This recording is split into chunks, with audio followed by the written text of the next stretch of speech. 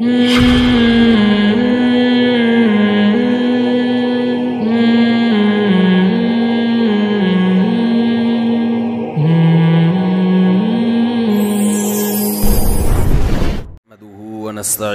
ونستغفره ونؤمن به ونتوكل عليه ونعوذ بالله من شرور أنفسنا ومن سيئات أعمالنا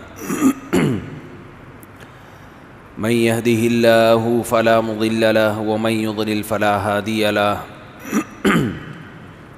ونشهد أن لا إله إلا الله وحده لا شريك له ونشهد أن محمدًا عبده ورسوله صلی اللہ تعالی علیہ وعلى آلہ وأصحابہ وبارک وسلم تسلیما کثیرا کثیرا اما بعد فاعوذ باللہ من الشیطان الرجیم بسم اللہ الرحمن الرحیم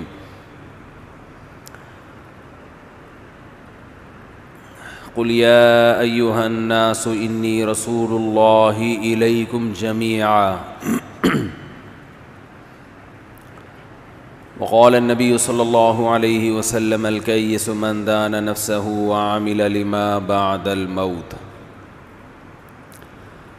قرآن مجید کی ایک آیت کا حصہ اور نبی صلی اللہ علیہ وسلم کی ایک حدیث پڑھی ہے۔ اللہ تعالیٰ سے دعا ہے اللہ تعالیٰ صحیح طرح سے بات کہنے کی، سننے کی، سمجھنے کی اور پھر عمل کی توفیق عطا فرمائے۔ آواز صاف آ رہی ہے آپ لوگوں کو؟ ہے بھائی، ایکو کو ختم کریں بالکل۔ یہ لفظ ایکو ہے، ایکو ہے، کیا ہے؟ کچھ انگریزی کے کسی ماہر نے کہا کہ ایکو نہیں ہے، کچھ اور ہے۔ چلو جو بھی ہے، ختم تو ہو گیا نا۔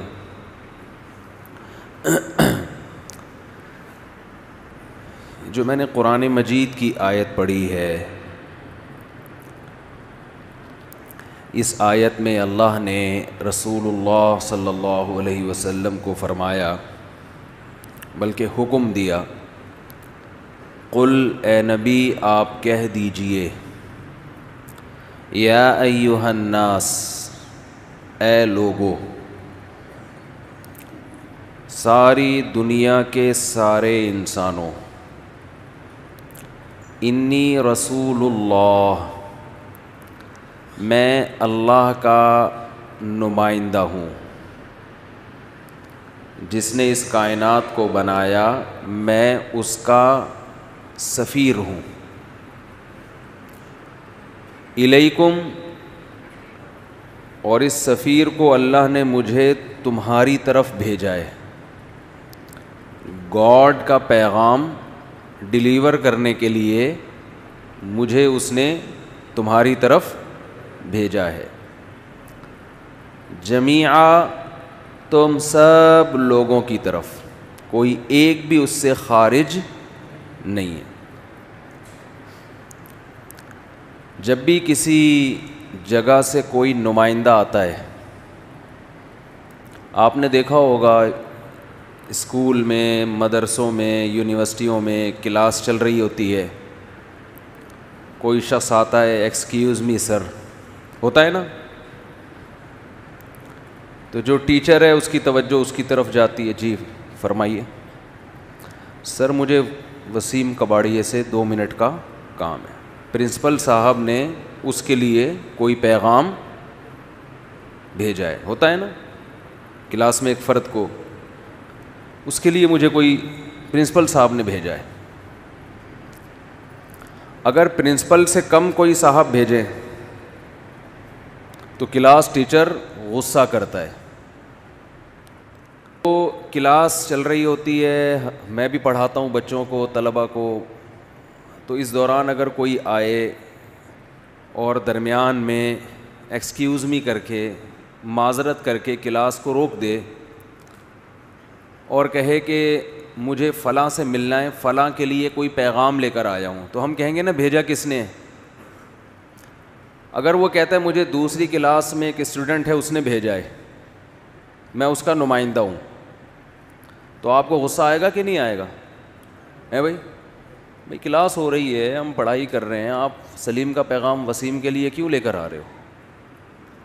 لیکن اگر وہ یہ کہے مجھے پرنسپل صاحب نے بھیجا ہے, مجھے محتمم نے بھیجا ہے, تو آپ کو کلاس وہیں پہ اسٹاپ کرنی پڑتی ہے, کیونکہ محتمم کا یا ناظم کا یا پرنسپل کا یا ہیڈ ماسٹر کا مقام آپ کے مقام سے, بولتے کیوں نہیں, اونچا ہے.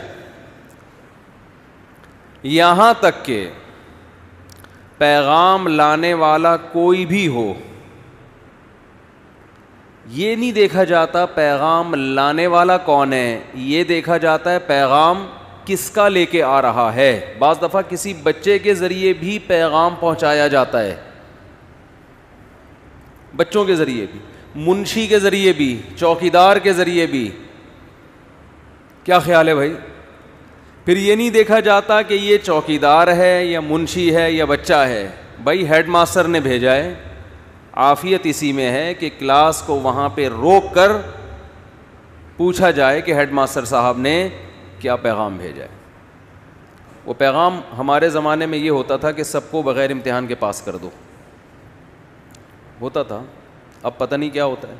اسکول میں ہمارے ہاں نقل ہو رہی تھی تو ہیڈ ماسٹر صاحب نے نا ہمیں خود ہی کتابیں پکڑانا شروع کر دیں. ہمارے مدرسوں کے پیچھے لگے رہتے ہیں یہ لوگ کہ مدرسے ایسے مدرسے ایسے. ہم نے تو دونوں کو دیکھا ہے بھائی, اسکول کالج کو بھی دیکھا ہے, مدرسوں کو بھی دیکھا ہے. دونوں کو کمپیئر کریں گے, زمین آسمان کا فرق ہے. تو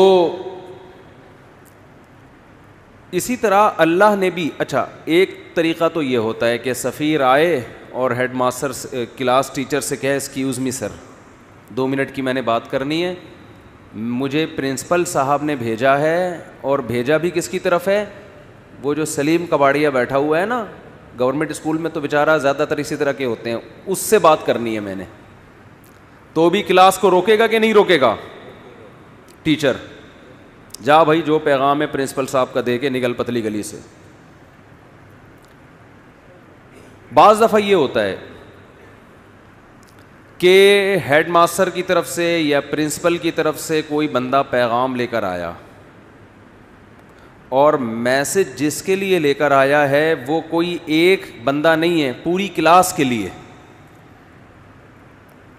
اب کلاس ٹیچر کلاس روک ہی نہیں رہا, اور یہ ایکسکیوز می سر کہہ کے 1 گھنٹے سے کھڑا ہوا ہے. 1 گھنٹے کی کلاس ہوتی نہیں ہے, 15 منٹ سے کھڑا ہوا ہے. ورنہ وہ کلپ بنا دیں گے نا, وہ 1 گھنٹے کی, انہوں نے 20 گھنٹے بولا تھا, حالانکہ جہلم کا 20 گھنٹے کا سفر نہیں ہے. تو اس پہ بھی کلپ بن سکتا ہے کہ انہوں نے 1 گھنٹے کی کلاس بولی, حالانکہ سفید جھوٹ ممبر پہ بیٹھ کے 1 گھنٹے کی کلاس ہوتی نہیں. یہ جھوٹے لوگ ہیں, مفتی جھوٹے ہوتے ہیں. اس لیے بہت احتیاط سے اب میں مثالیں بھی دیتا ہوں. کرامن کاتبین بھی لکھتے ہیں, وہ تو جیسے ہے ویسے ہی لکھ لیتے ہیں نا, لیکن کچھ ایسے کرامن کاتبین مارکیٹ میں آ گئے ہیں جو لکھتے بھی ہیں اور اسی وقت پکڑ بھی رہے ہیں. کرامن کاتبین تو رپورٹ پیش کر کے اللہ کے سامنے دے رہے ہیں, اللہ پکڑے گا آخرت میں, اللہ ہم سب کو بچائے. وہ تو دیکھے گا بھائی کیا منہ سے غلطی سے نکلا ہے, کیا سوچ سمجھ کے نکلا ہے, کس کی کیا. لیکن دنیا میں جو آج کل کرامن کاتبین گھوم رہے ہیں نا یہ زیادہ ڈینجرس ہیں. خیر, تو میرا خیال ہے 40 منٹ کی, ہمارے ہاں تو 45 منٹ کی کلاس ہوتی ہے جی, 45 منٹ کی, ہمارے یہاں 45 منٹ کی ہوتی ہے. تو ہم اپنے ہاں کی مثال دیں نا. اب جو نمائندہ آیا پرنسپل صاحب کی طرف سے, اس نمائندے نے ٹیچر کو کہا کہ مجھے پرنسپل ایکسکیوز می کر کے کھڑا ہوا ہے آدھے گھنٹے سے, اور ٹیچر لفٹ ہی نہیں کرا رہا اس کو. تو درمیان میں بول پڑے گا, سر مجھے پرنسپل صاحب نے بھیجا ہے. بولے گا نا درمیان میں کہ آپ, میں گھنٹے سے کھڑا ہوا ہوں, آپ کوئی میری طرف توجہ ہی نہیں دے رہے. تو پرنسپل کا لفظ سنتے ہی ٹیچر کے کان کھڑے ہو جائیں گے, بھائی ہم تو سمجھ رہے تھے کسی دوسری کلاس سے آیا. اس کے ساتھ ساتھ اگر وہ یہ کہے کہ سر میں پوری کلاس کے لیے ایک میسج لے کر آیا ہوں پرنسپل صاحب کی طرف سے, اب ٹیچر کا اسے بات نہ کرنے دینا اور بڑی گستاخی ہے یا نہیں ہے بھائی؟ اور بڑی گستاخی ہے. وہ صرف ایک سلیم یا وسیم کے لیے پیغام نہیں لایا, وہ تو پوری کلاس کے لیے پیغام لے کر آیا ہے جس میں آپ بھی داخل ہیں. تو اب یہ اس کی بات نہ سننا, اس کی بات پہ غور نہ کرنا, یہ پہلے سے بھی بڑی بے ادبی اور ہٹ دھرمی ہے.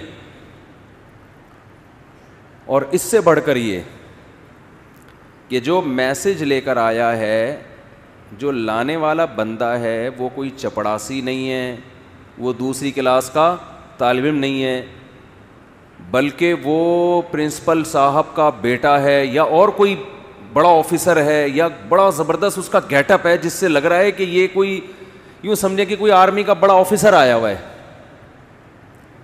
یا کوئی سائنٹسٹ آیا ہوا ہے. ڈاکٹر عبد القدیر خان آ گیا فار ایگزامپل. سوال پیدا ہوتا ہے پرنسپل صاحب ڈاکٹر عبد القدیر خان کو کیوں بھیجیں گے؟ جواب یہ ہے کہ بھائی انہوں نے کوئی میسج دینا ہے نا. ہمارے یہاں جامعۃ الرشید میں ڈاکٹر عبد القدیر خان آئے تھے تو ہمارے پرنسپل صاحب نے بھیجا تھا ان کو, وجہ اس کہ بھائی آپ جو بھی میسج ہے وہ طلبہ کو دیں. تو ایسے موقع پہ جب جس کو بھیجنا والا بھی عالی مقام, جس کو بھیجا جا رہا ہے وہ بھی عالی مقام, اور جس کی طرف بھیجا جا رہا ہے وہ بھی عالی مقام, وہ سب کے لیے سب کے کان کھڑے ہو جائیں گے. ایسے موقع پہ اگر کلاس ٹیچر یہ کہتا ہے وہیں کھڑا رہے, وہیں کھلو جا. تو پنجاب میرے بہت دورے ہو رہے ہیں نا, تو پنجابی بھی آ رہی ہے مجھے آہستہ آہستہ. اتھے ہی کھلو جا, جتے دی کھوتی اتنے آن کھلوتی. پنجاب میں ایک مقولہ مشہور ہے, جدے دی کھوتی اتھے آن کھلوتی. اب اس کا مفہوم پتہ نہیں کیا ہے, بہرحال ہمیں تو یہ لفظ اچھا لگا تو ہم نے کہا چلو ٹھیک ہے. بعض الفاظ ایسے اچھے ہوتے ہیں ان کا مطلب نہیں بھی پتہ ہوتا. جدے دی کھوتی اتھے آن کھلوتی, اے کی رلا پہ گیا چودھری سٹاں لے گیا. یہ بہت پہلے سرگودا میں ہم نے لکھا ہوا دیکھا تھا. الیکشن میں چودھری صاحب سیٹیں لے گئے تو اے کی رلا پہ گیا چودھری سٹاں لے گیا. خیر, تو ایسے موقع پہ کہ جب بھیجنے والا بھی اعلیٰ, پیغام لانے والا بھی اعلیٰ, اور جس کی طرف پیغام بھیجا جا رہا ہے وہ سب کے سب لوگ ہیں, ایسے موقع پہ اس کے پیغام کی طرف توجہ نہ دینا یہ بھیجنے والے سے دشمنی لینے کے مترادف ہے. اس کا مطلب آپ اسکول میں مزید جاب نہیں کرنا چاہتے, آپ چاہتے ہیں کہ آپ کو یہاں سے خارج کر دیا جائے. اس سے بڑی سزا کوئی پرنسپل یا ہیڈ ماسٹر دے نہیں سکتا نا, کہ آپ کا اخراج ہی کر دے وہاں سے. قرآن مجید میں اللہ تعالیٰ رسول اللہ صلی اللہ علیہ وسلم سے فرماتے ہیں, حکم دیتے ہیں بلکہ, قل اے نبی آپ کہہ دیجئے, یا ایھا الناس اے لوگو, انی رسول اللہ الیکم میں اللہ کا بھیجا ہوا پیغمبر ہوں, نمائندہ ہوں, سفیر ہوں. الیکم تم سب کے لیے, جمیعا تمام کے تمام انسانوں کے لیے. قیامت تک جتنے لوگ اس دنیا میں آئیں گے, کالے ہوں, گورے ہوں, سانولے ہوں, پنجابی ہوں, پٹھان ہوں, مہاجر ہوں, انگریز ہوں, جیپنیز ہوں, پرشین ہوں, کسی قوم سے ان کا تعلق ہے, تمام کے تمام لوگوں کو میں پیغام لے کر آیا ہوں. کس کی طرف سے؟ گاڈ کی طرف سے. یہ دعویٰ آپ کیا سمجھتے ہیں معمولی ہے؟ بولو بھائی, کوئی ہلکا دعویٰ ہے یہ؟ ایک آدمی کہے مجھے ہیڈ ماسٹر نے بھیجا ہے, حالانکہ ہیڈ ماسٹر نے نہ بھیجا ہو, اور وہ کئی کلاسوں میں گھوم رہا ہے, ہر جگہ کہہ رہا ہے مجھے ہیڈ ماسٹر صاحب نے بھیجا ہے. ہیڈ ماسٹر کو پتہ چلے گا کہ یہ جھوٹ بول رہا ہے میرے اوپر, چھوڑے گا ہیڈ ماسٹر اس کو؟ بولو بھائی کیا ہو گیا؟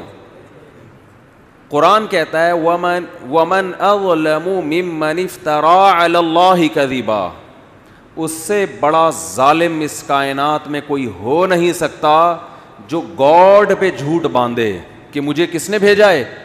گاڈ نے, حالانکہ گاڈ نے اس کو نہ بھیجا ہو. کیونکہ نمائندہ جب کوئی بات کرتا ہے تو وہ نمائندے کی نہیں ہوتی, وہ بھیجنے والے کی ہوتی ہے. گویا گاڈ زمین پہ اتر کے لوگوں سے کلام کر رہا ہے. اور خدا کی بات، اس کی قیمت، اگر انسان کو یقین آ جائے نا کہ یہ بات اللہ کی ہے، خدا کی ہے جس نے اس کائنات کو بنایا، تو اس کی بات کے بعد نہ کوئی سائنسدان اس کا انکار کر سکتا ہے، نہ کوئی ڈاکٹر انکار کر سکتا ہے، نہ کوئی پروفیسر، نہ کوئی تاجر، کیونکہ یہ انسانی عقل اس بات کو مانتی ہے کہ خدا سے ومن اصدق من اللہ قیلا، خدا سے زیادہ سچا کوئی ہو نہیں سکتا.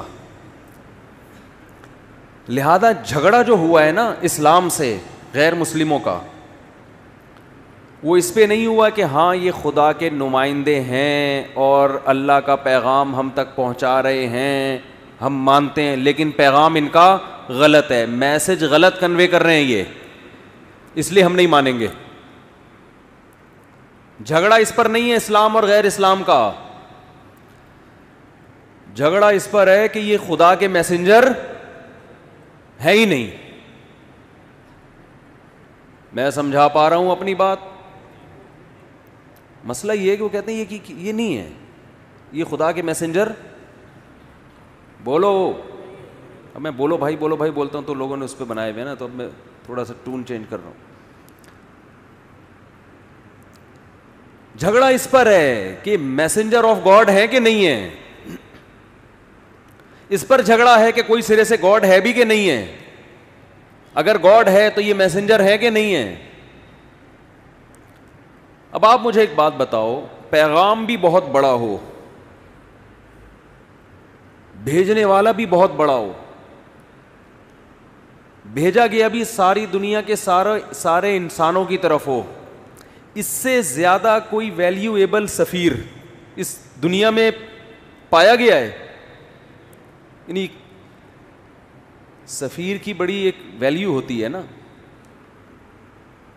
اور قرآن کہتا ہے کہ اس سفیر کا انکار کرنا، اس سے بڑا جرم بھی اس کائنات میں کوئی ہے نہیں. جیسے امریکہ کا کوئی سفیر آئے، وہ پیغام لے کر آیا اور آپ نے کہا میں مانتا ہی نہیں، تو غصہ آئے گا نا امریکہ کو، بھائی ہمارے سفیر کی توہین، سفیر کی انسلٹ اس کنٹری کی انسلٹ سمجھی جاتی ہے. تو خدا نے یہ دعویٰ بھی کیا اللہ. تو میں یہ عرض کر رہا تھا کہ اب آپ مجھے ایک بات بتاؤ کہ سفیر کا دعویٰ ہے کہ کس نے بھیجا ہے؟ اس کائنات کے بنانے والے نے. اور بھیجا کس کی طرف ہے؟ صرف عرب کی طرف نہیں، تمام دنیا کے تمام انسان جو اس وقت تھے اور جو قیامت تک آئیں گے. اور آپ نے یہ دعویٰ برائے دعویٰ نہیں کیا. مدینہ ہجرت کرنے کے بعد آپ صلی اللہ علیہ وسلم روم اور فارس کے بادشاہوں کو خطوط بھیج رہے ہیں. ویژن دیکھو، یعنی ایک یتیم جو نہ لکھنا جانتا ہے نہ پڑھنا جانتا ہے، عرب کے ایک ایسے ماحول میں پیدا ہوا جہاں ایجوکیشن کا نام و نشان نہیں ہے. اور ابھی آپ کو ایک چھوٹی سی ریاست بھی پوری طرح نہیں ملی مدینہ کی، اس میں بھی چاروں طرف آپ کے دشمن. مسجد نبوی جتنی بڑی ہے نا، اب پورا مدینہ نبی کے دور میں اس سے چھوٹا تھا. سمجھ میں آ رہی ہے؟ جو مدینہ شہر تھا نا، آج جو مسجد نبوی ہے مدینہ شہر اس سے چھوٹا تھا. پوری اسلامی تاریخ ہے. آپ کوئی ماہر آدمی ہو نا، آپ کو بتائے گا مسجد نبی کے اندر یہاں حضرت ابو بکر کا گھر تھا، یہاں حضرت عمر کا گھر تھا، یہاں حضرت ابو ہریرہ آیا کرتے تھے، یہاں یہ ہوتا تھا. یہاں پوری مسجد نبی کے اندر پوری مدینہ کی تاریخ ہے. اتنی چھوٹی سی جگہ، بہت کمزور معمولی سی ریاست جو اپنے پاؤں پہ ابھی کھڑی بھی نہیں ہو پا رہی، سنبھل بھی نہیں پا رہے، اور خطوط لکھے جا رہے ہیں ہرقل کو. ہے بھائی، خطوط کس کو لکھے جا رہے ہیں؟ بڑے بڑے ملکوں. اس وقت ایسے جیسے رشیا، امریکہ اور برٹش، ان حکومتوں کو خطوط لکھے جا رہے ہیں. اس میں کیا کہا جا رہا ہے؟ انی رسول اللہ علیکم جمیعا، مجھے گاڈ نے میسنجر بنا کے بھیجا ہے. کس کی طرف؟ آپ کہتے ہیں جب اللہ کو اللہ کہا جائے گا تو گاڈ کیوں کہہ رہے ہو پھر بار بار؟ گاڈ اس لیے کیونکہ یہ لفظ گوروں کے لیے بھی ایکسیپٹیبل ہے نا. میں گاڈ کو تو وہ بھی مانتے ہیں نا، اللہ کو نہیں مانتے، گاڈ کو تو مانتے ہیں نا، تو اس لیے میں گاڈ کا لفظ استعمال کر رہا ہوں. سمجھ رہے ہو کہ نہیں سمجھ رہے؟ لبرل لوگ بھی بولیں یہ اللہ کیوں لے کر آ رہے ہیں بیچ میں؟ تو بھئی گاڈ کا لفظ سب کے لیے قابل قبول ہے کہ نہیں ہے؟ انگلش میں خدا کو کیا کہتے ہیں؟ گاڈ کہتے ہیں. کیونکہ انگریز بھی او مائی اللہ نہیں کہتے, او مائی گاڈ کہتے ہیں. آپ کہہ سکتے ہیں کہ انگریز تو آپ کا بیان سن نہیں رہے, تو وہ لوگ ضرور سن رہے ہیں جو انگریزوں سے ڈسے ہوئے ہیں ٹھیک ہے, اور ہو سکتا ہے یہ ٹرانسلیشن ہو جائے انگلش میں بعد میں, یہ بھی ممکن ہے. نہیں بھی ہو تو کوئی ترجمہ کر کے بتا دے. کچھ گوروں نے بھی بیانات سنے ہیں. تو اب میں آپ سے ایک بات عرض کر رہا ہوں کہ دنیا میں اس سے بڑے سفیر کی کوئی مثال مل نہیں سکتی, جو دعویٰ بھی کر رہے ہیں کہ میں تمام لوگوں کی, اللہ کی طرف سے تمام انسانوں کا رسول, اور اس دعوے پر عمل بھی کر کے دکھا رہے ہیں. بڑے بڑے بادشاہوں کو خطوط لکھ رہے ہیں. بعض بادشاہوں نے جب آپ کا خط دیکھا تو اسے پھاڑ دیا. آپ نے فرمایا اللہ اس کے اسی طرح ٹکڑے کرے گا جس طرح اس نے میرے خط کو پھاڑا ہے. آپ کہہ سکتے ہیں بھائی کسی کے خط کو پھاڑنے پر اتنی بڑی بد دعا کیسے دی جا سکتی ہے؟ بات یہ ہے کہ دعویٰ جتنا بڑا ہو اس دعوے کا انکار بھی اتنا ہی بڑا جرم ہوتا ہے. اس کے ذمہ لازم تھا, کیونکہ نئے پیغمبر کا لوگ انتظار کر رہے تھے. لوگوں کو یقین تھا کہ حضرت عیسیٰ ابن مریم آخری نبی نہیں ہے. عیسائی بھی انتظار کر رہے تھے, یہودی بھی انتظار کر رہے تھے. ایسے موقع پہ اگر کوئی دعویٰ کرے تو دعویٰ سنتے ہی اس کو پھاڑ ڈالنا یہ اللہ سے دشمنی لینے کے مترادف ہے. اس لیے رسول اللہ صلی اللہ علیہ وسلم نے فرمایا لا يسمع بی احد من هذه الامة یہودیا کان او نصرانیا ثم لم یؤمن بالذی ارسلت به الا دخل النار. فرمایا میری پوزیشن یہ نہیں ہے کہ کوئی میری دعوت سنے, اس کا دل چاہے تو مان لے, دل چاہے تو نہ مانے. نا نا نا نا نا نا, میری حیثیت یہ ہے کہ اس امت میں کوئی یہودی عیسائی میرے بارے میں سنے اور پھر تحقیق کر کے مجھ پر ایمان نہ لے کر آیا تو اس کا ٹھکانہ جہنم کی آگ ہے. اس نے اس کو ویلیو کیوں نہیں دی؟ بالکل اس کی مثال ایسے جیسے کلاس روک کر ایک شخص کہہ رہا ہے مجھے پرنسپل نے بھیجا ہے, اور ٹیچر اس کی بات کو لفٹ کرانے کے لیے تیار نہیں ہے, تو آپ کیا سمجھتے ہیں پرنسپل چھوڑ دے گا اس کو؟ اور وہ کہہ بھی رہا ہے کہ میں سب پوری کلاس کے لیے پیغام لے کر آیا ہوں, اور پیغام بھی بہت اہم ہے. آج لبرل لوگ اعتراض کرتے ہیں نا, یہ کیا بات ہے محمد صلی اللہ علیہ وسلم پر کوئی ایمان نہ لے کر آئے تو جہنم میں جائے گا. اتنی اتنی سی باتوں پہ جہنم ہے بھائی, اتنی اتنی سی باتوں پہ. یعنی وہ کہتے ہیں نا یہ لوگ ذرا ذرا سی بات پہ کہاں پھینک رہے ہوتے ہیں جہنم میں ڈال. بھائی اتنی سی بات ہے نہیں, کیونکہ دعویٰ یہ کہ مجھے خدا نے بھیجا ہے. اب آپ کے ذمے ہے کہ آپ تحقیق کرو کہ یہ اپنے دعوے میں جھوٹے ہیں یا سچے. آپ اس کان سے سن کے اس کان سے نکالنے کا آپشن آپ کے پاس ختم ہو گیا. ابھی آپشن نہیں ہے آپ کے پاس کہ ادھر سے سنیں اور ادھر سے نکال دیں گے یار یہ مسلمانوں کے مذہبی معاملات ہیں, چھوڑو. آپ کہہ سکتے ہیں کہ کیا دلیل ہے آپ کے پاس کہ محمد ابن عبداللہ صلی اللہ علیہ وسلم اس دعوے میں سچے تھے؟ کیا دلیل ہے آپ کے پاس؟ ہم کہتے ہیں 1400 سال پہلے جو آپ کی نبوت کے برحق ہونے کے دلائل تھے وہ تو تھے, وہ لوگوں نے اپنی آنکھوں سے دیکھے. 1400 سال کے بعد جو آپ کے برحق ہونے کے دلائل ہیں وہ پہلے سے بھی زیادہ ہیں, وہ اس سے بھی زیادہ ہیں. اگر خدا محمد صلی اللہ علیہ وسلم کو میسنجر بنا کے بھیجتا اور یہ نہ کہتا کہ یہ آخری پیغمبر ہیں, تو خدا کے ذمے محمد صلی اللہ علیہ وسلم کی تعلیمات کی حفاظت بولو نہیں تھی. کیا خیال ہے؟ اللہ کہہ دیتا کہ ان کی تعلیمات جب مسخ ہوں گی تو میں دوسرا پیغمبر بھیج دوں گا.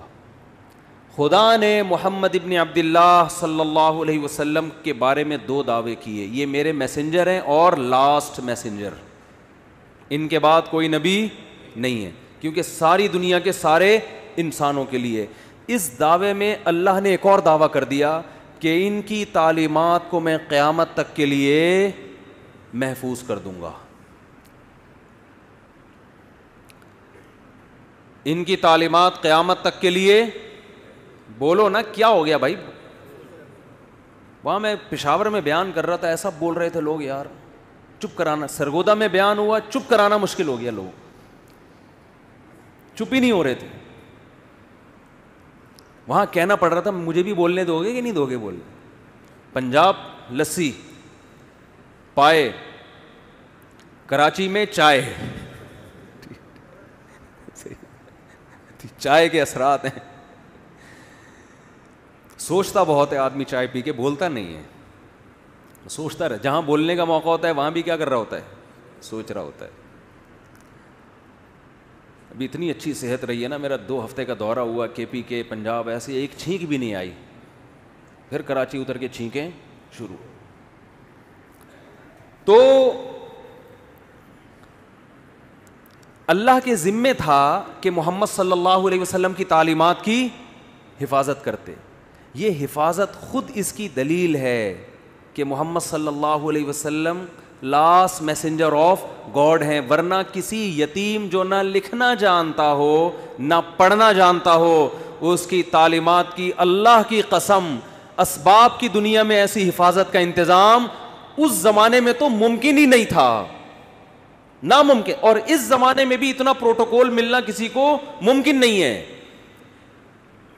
ہمارے نبی صلی اللہ علیہ وسلم کی جو سیرت ہے اس کے 2 پہلو ہیں, خوب غور سے سنیں. 2 پہلو ہیں آپ کی سیرت کے.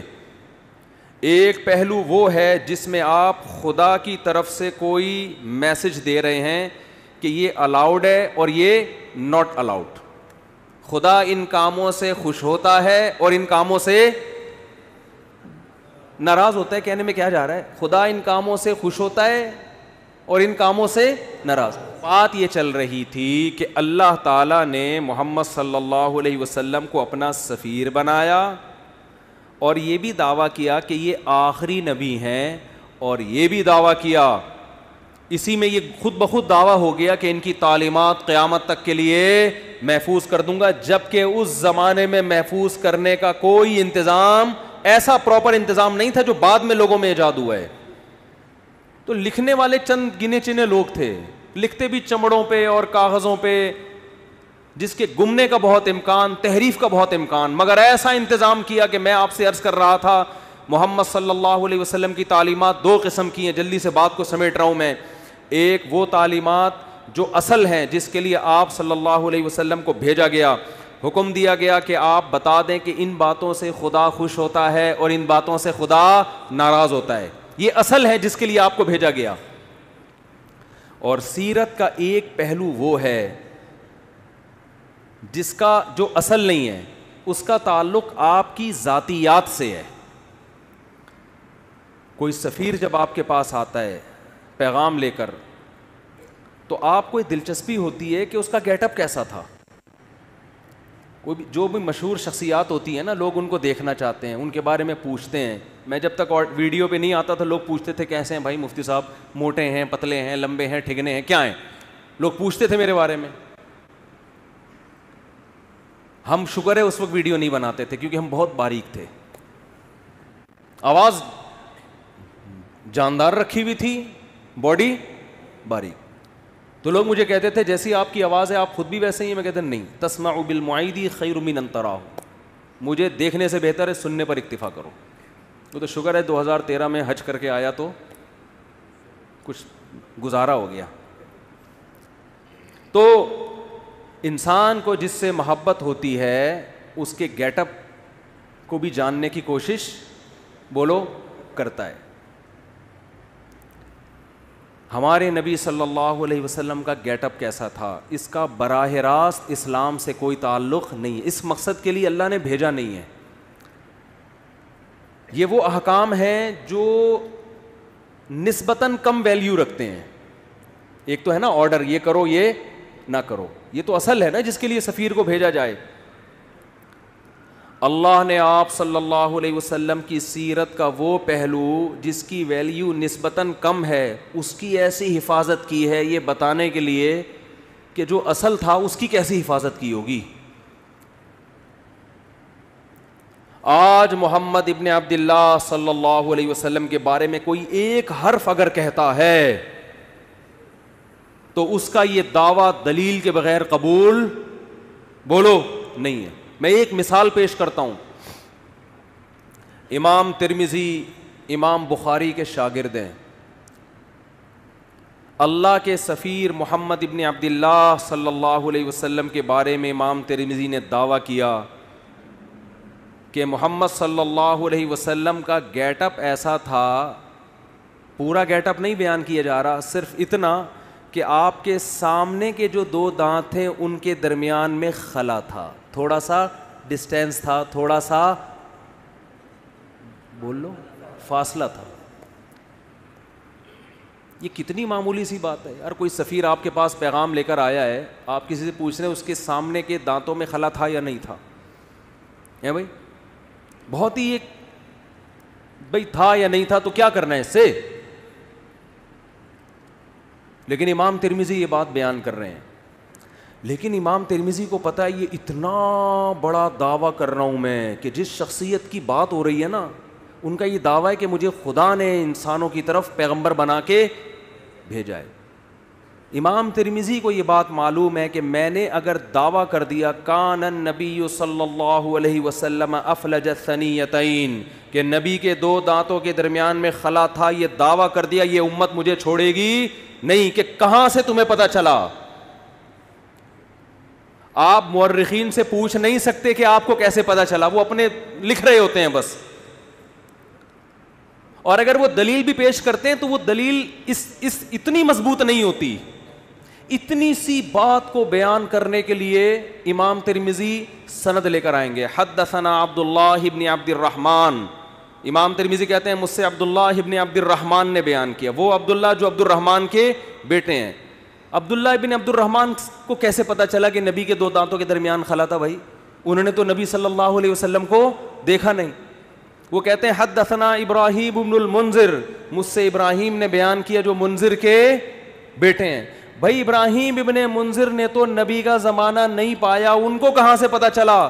وہ کہتے ہیں ابراہیم ابن المنذر کہتے ہیں حدثنی عبد العزیز ابن ابی ثابت الزہری, مجھ سے عبد العزیز نے بیان کیا جو ابو ثابت الزہری کے بیٹے ہیں. بھائی عبد العزیز جو ابو ثابت الزہری کے بیٹے ہیں ان کو کہاں سے پتا چلا؟ جی انہوں نے تو نبی صلی اللہ علیہ وسلم کو دیکھا نہیں. وہ کہتے ہیں حدثنا اسماعیل ابن ابراہیم, مجھ سے اسماعیل نے جو ابراہیم کے بیٹے ہیں انہوں نے بیان کیا. حضرت اسماعیل جو ابراہیم کے بیٹے ہیں ایسے تو سینکڑوں ہیں, یہ کون سے والے اسماعیل اور ابن ابراہیم کی بات کر رہے ہیں؟ کہتے ہیں ابن اخی موسیٰ ابن عقبہ, وہ اسماعیل ابن ابراہیم جو موسیٰ ابن عقبہ کے بھتیجے ہیں. اچھا جی, اسماعیل ابن ابراہیم نے تو محمد صلی اللہ علیہ وسلم کو نہیں دیکھا. امام ترمذی آپ کیسے دعویٰ کر رہے ہیں کہ محمد صلی اللہ علیہ وسلم کے دانتوں کے درمیان میں خلا تھا؟ اسماعیل ابن ابراہیم جو موسیٰ ابن عقبہ کے بھتیجے ہیں انہوں نے نبی کا زمانہ نہیں پایا. وہ کہتے ہیں قال حدثنی موسیٰ ابن عقبہ, وہ کہتے ہیں مجھے میرے چچا موسیٰ ابن عقبہ نے بتایا. بھائی موسیٰ ابن عقبہ نے بھی نبی کا زمانہ نہیں پایا. وہ کہتے ہیں موسیٰ ابن عقبہ کہتے ہیں حدثنی قریب, مجھ سے عبداللہ بن عباس کے شاگرد قریب نے بیان کیا. ارے بھائی قریب نے بھی محمد صلی اللہ علیہ وسلم کو نہیں دیکھا. امام ترمذی کہتے ہیں ذرا خاموش ہو جاؤ. قریب کہتے ہیں حدثنی عبداللہ ابن عباس, مجھ سے عبداللہ ابن عباس نے بیان کیا اور انہوں نے نبی کے چہرے انور کی طرف دیکھ کے فرمایا کان النبی صلی اللہ علیہ وسلم افلج الثنیتین, کہ نبی کے سامنے کے دو دانتوں کے درمیان میں خلا تھا. ایسی حفاظت محمد صلی اللہ علیہ وسلم کے گیٹ اپ کی خدا نے کی ہے.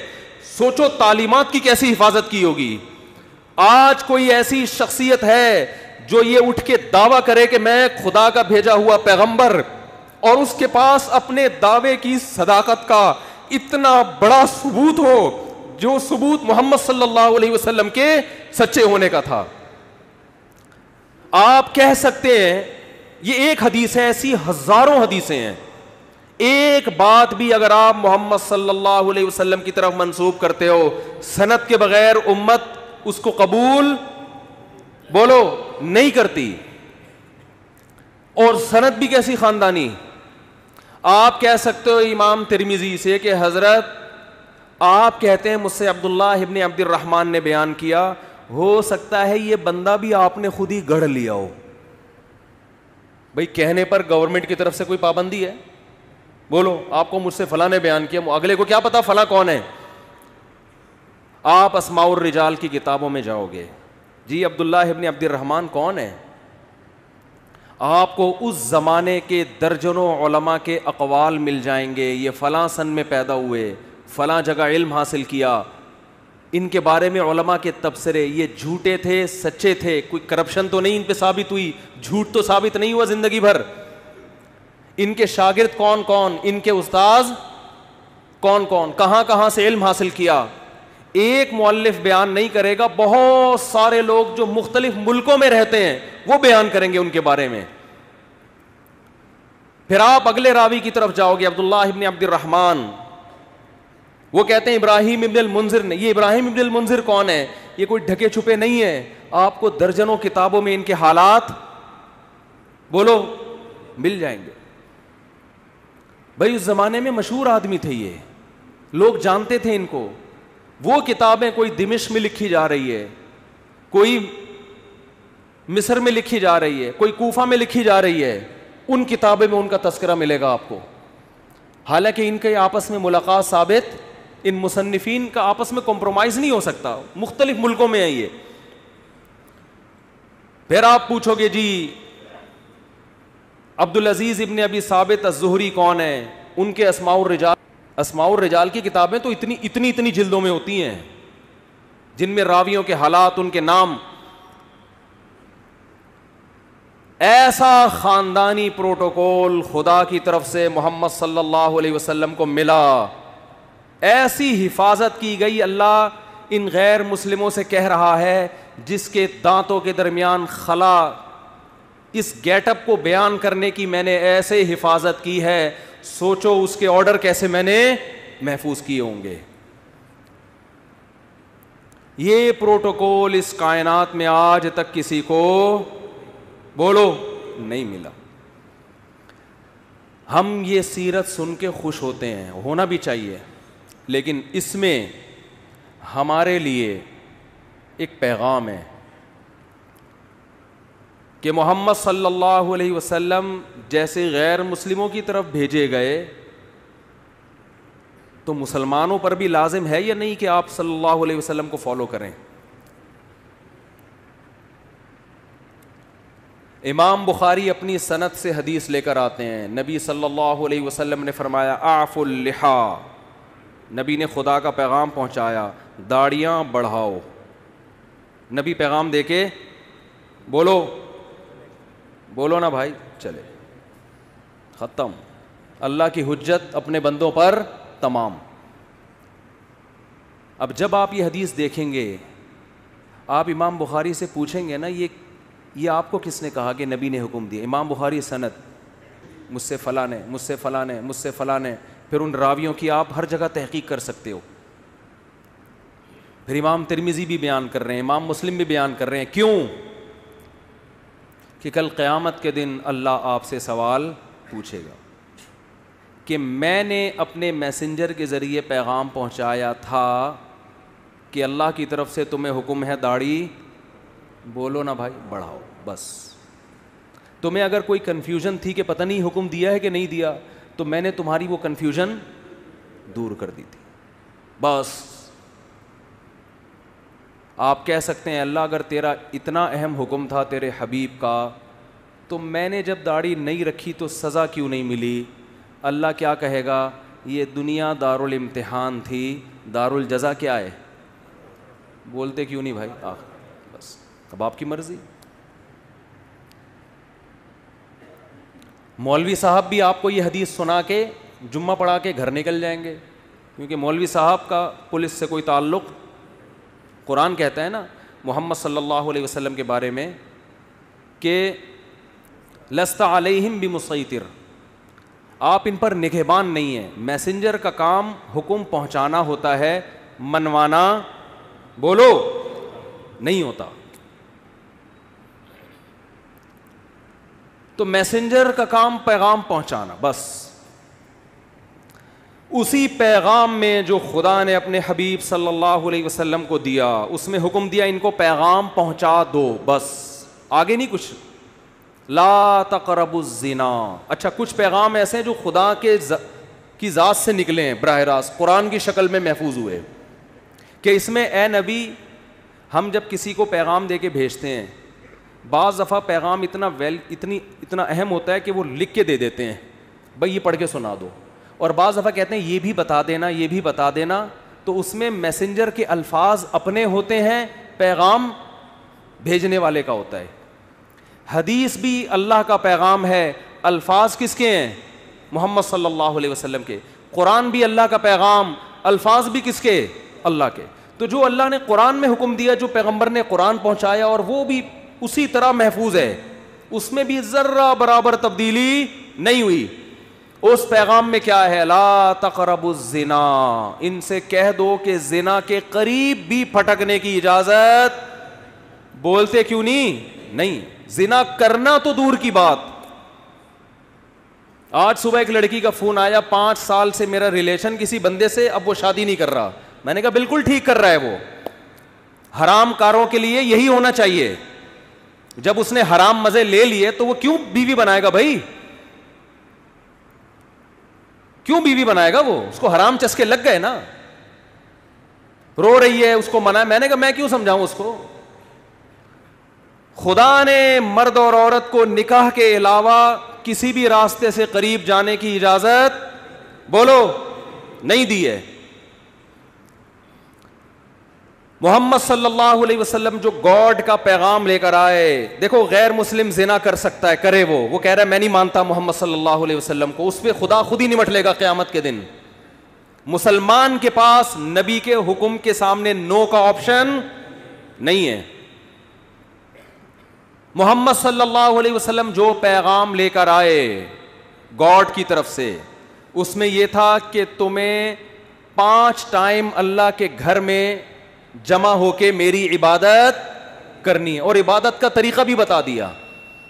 اس میں فجر کی نماز بھی, ظہر کی نماز بھی, عصر بھی, مغرب بھی اور عشاء بھی. آپ نماز کے لیے آ جائیں, آپ کی مرضی, نہ آئیں, کوئی مولانا صاحب پولیس لے کے آپ کے گھر نہیں پہنچیں گے.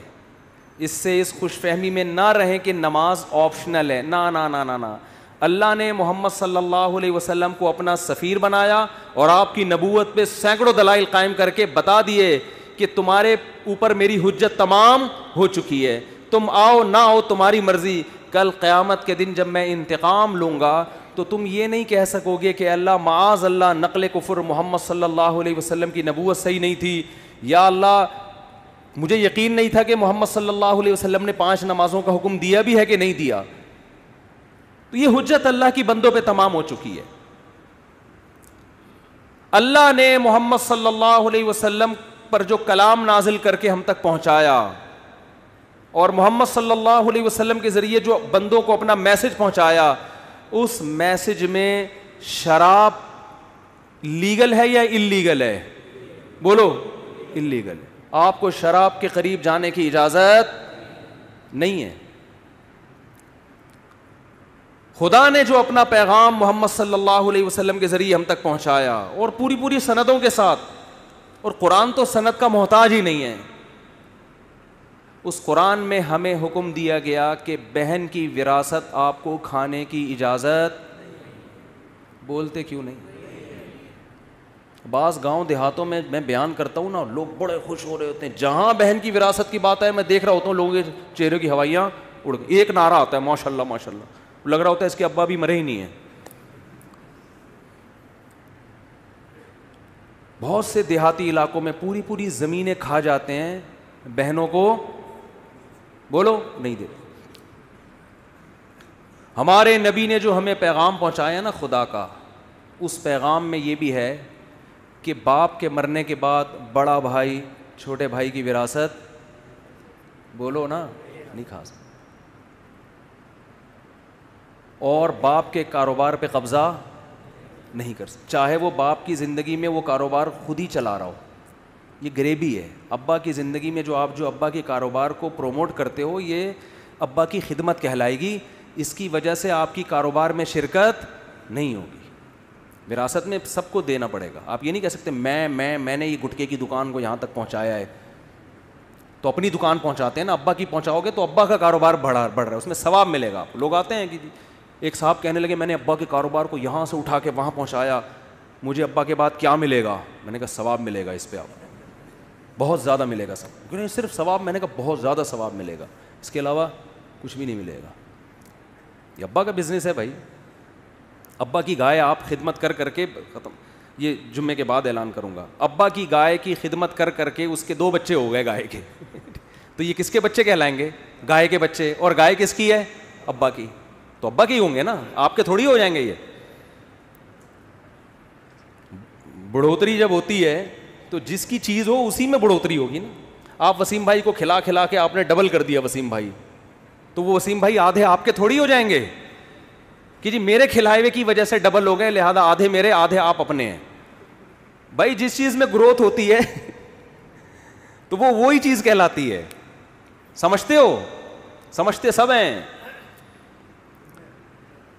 ہاں ایک صاحب, کیا کریں یار مثالیں اتنی ہیں, چھوڑو وقت بھی پورا ہو گیا ہے. تو بھائی یہ جو خدا کے پیغامات ہم تک آئے ہیں نا, اللہ کے پیغامات, ان پیغامات میں کچھ تو آپشنل ہیں, کچھ تو اللہ نے خود ہی اختیار دے دیا. تہجد پڑھو, نہیں پڑھو ٹھیک ہے, پڑھ لو گے اچھی بات ہے, نہیں پڑھو تو ضروری نہیں. اشراق پڑھ لو اچھی بات ہے, نہیں پڑھو تو کچھ غریبیاں بھی رکھی ہیں اللہ نے, وہ تمہاری مرضی. لیکن کچھ ایسے ہیں جس میں جو حلال و حرام سے جن کا تعلق ہے. داڑھی رکھنا ضروری ہے, اور بہنوں کی وراثت ان کے حوالے کرنا ضروری ہے.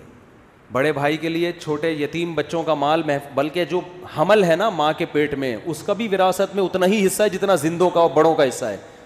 ایک دن کے حمل کا وہی حصہ ہے جو بال بچوں والے آدمی کا حصہ ہے. اس حمل کو بھی ماں کو گرانے کی اجازت نہیں ہے. تو یہ خدا کے احکامات ہیں جن میں اللہ نے 2 اور 2 4 کی طرح اپنے دین کو واضح کر دیا ہے. اور اللہ فرماتے ہیں وَلَا تَحْسَبَنَّ اللَّهَ غَافِلًا عَمَّا يَعْمَلُ الظَّالِمُونَ, ظالم جو کچھ کر رہا ہے اللہ کو اس سے غافل نہ سمجھو, کیونکہ یہ دنیا دار الامتحان ہے, دار الجزا نہیں ہے. جزا آخرت میں ہوگی. اللہ مجھے بھی محمد صلی اللہ علیہ وسلم پر حقیقی ایمان نصیب کرے, آپ صلی اللہ علیہ وسلم سے محبت نصیب کرے, اور اللہ ہمیں آپ صلی اللہ علیہ وسلم کی تعلیمات کو فالو کرنے کی توفیق عطا فرمائے. وما علینا الا البلاغ.